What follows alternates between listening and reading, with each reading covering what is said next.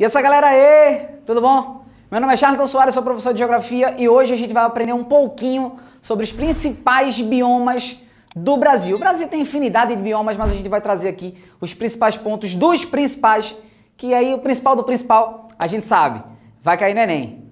Chama aí a vinheta aí, produção!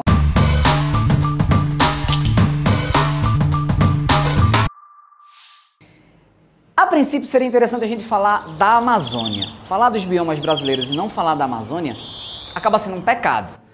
A gente entende que a floresta amazônica ela vai se dividir em pelo menos 3 grupos de vegetais. Eles vão ocupar espaços diferentes dentro da floresta amazônica. Lembrando, a floresta amazônica é uma floresta, um lugar, uma região em que há um índice pluviométrico muito alto para a média do Brasil. A gente está falando aí de 3.000 milímetros por ano.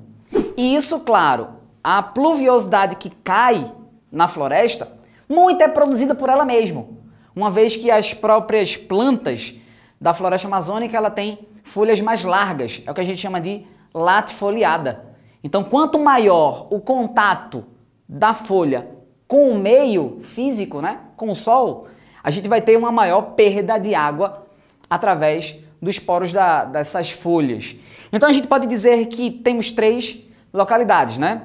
A primeira fica dentro do rio, né? O Caigapó. Simplesmente a gente pode dizer que seria aquelas plantas que vivem diretamente da água do rio. Se você retira ela ali daquele meio, consequentemente a planta ela vai morrer. Mas quando a gente olha para o desenvolvimento da planta dentro do rio, ela se acomoda, né, de certa forma ali, como por exemplo a Vitória Régia, né, podendo se multiplicar e deixar uma paisagem bem bacana.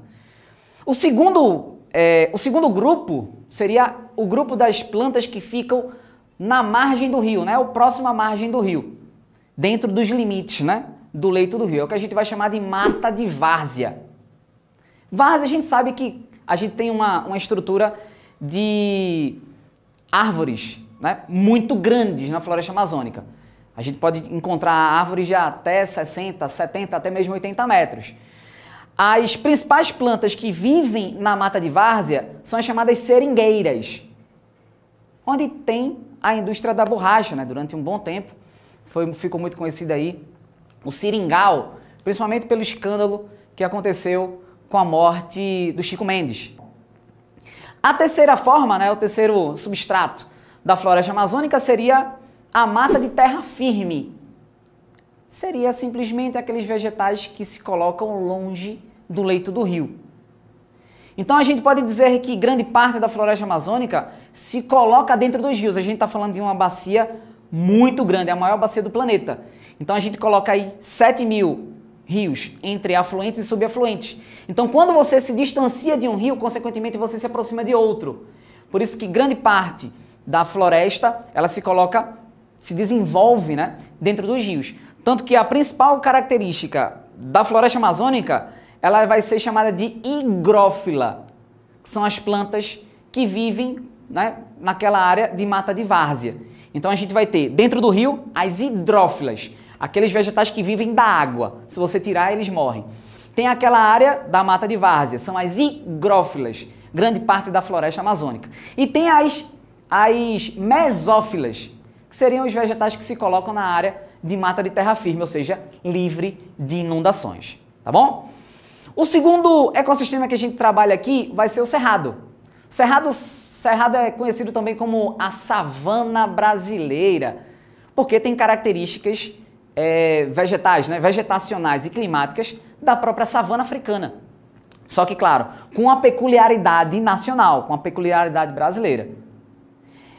De certa forma, a vegetação do cerrado ele vai ter predominância de arbustos. As árvores elas não são bonitas e também não são altas, mas, consequentemente, trazem um sistema de equilíbrio para a região centro-oeste do Brasil. Quando a gente olha para o cerrado, a gente encontra as árvores com troncos todos tortos, né? E a casca de uma vegetação de cerrado, a casca da árvore, ela pode ser usada para fins medicinais, ou seja, tratamentos naturais de algumas doenças. Então a gente pode dizer que o cerrado, ele se desenvolve numa região onde o solo ele é ácido. O solo ele não é bom para a produção, para o plantio. Mas mesmo assim o agronegócio invadiu o centro-oeste do Brasil.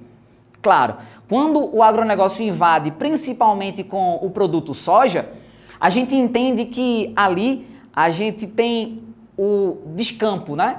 O desmatamento acontecendo para que a gente possa implantar a soja. E desmatamento nunca é bom. A gente viu em 2019 o que aconteceu com o Cerrado e posteriormente com o Pantanal.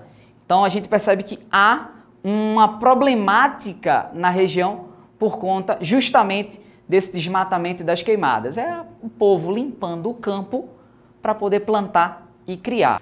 O último ecossistema a gente trabalhar aqui é o ecossistema da caatinga. A caatinga é exclusivamente brasileira. Ou seja, não existe em lugar nenhum do mundo, a não ser no Brasil. Então, quando a gente olha para a nossa caatinga, a gente vê uma vegetação acinzentada, né? Tanto que o nome caatinga significa mata branca. Então a gente tem uma peculiaridade, uma paisagem totalmente diferente, né? Isso mais por conta do contexto climático. Lembrando, a vegetação é o espelho do clima. Então a vegetação ela vai reproduzir aquilo que o clima proporciona a ela. Como, por exemplo, a floresta amazônica, 3.000 milímetros de chuva por ano. Totalmente diferente do sertão. A gente tem um período aí de 600, 750 milímetros por ano. Então, grande parte do sertão, grande parte do ano o sertão ele é seco. Aproximadamente 9 meses sem chuva. E isso a planta entende e diz, eu não vou gastar toda a água. Quando a planta ela desenvolve a folha, ou o fruto, ou flores, é porque ela está utilizando toda ou grande parte da água que é armazenada. Lembrando, a caatinga tem como principal característica as raízes muito profundas. Por quê? Quanto mais profunda a raiz, maior a possibilidade de pegar água nos lençóis freáticos. Levando em consideração que a caatinga também tem um solo raso e resistente, duro, a tendência é que essas raízes elas se ramifiquem muito para pegar o máximo de umidade possível. Claro, a caatinga já foi palco, né, de alguns filmes locais nordestinos, mas principalmente na letra de músicas, principalmente do nosso saudoso Luiz Gonzaga, né? Mandacaru, quando aflora lá na seca, é o sinal que a chuva chega no sertão. A planta, ela entende que a chuva vai chegar, então eu vou gastar a água que eu tenho aqui para renovar. Então, quando o mandacaru aflora, ela desperdiça, ela joga toda a umidade para fazer aquela planta florescer, aquela folha florescer, consequentemente dar o seu fruto. Então, olhando Caatinga, Cerrado e Amazônia. Não esqueça, porque vai cair no Enem. Se inscreva no canal, dá o joinha aí, qualquer coisa, joga nos comentários para a gente abrir o debate. Amém, igreja? Abraço!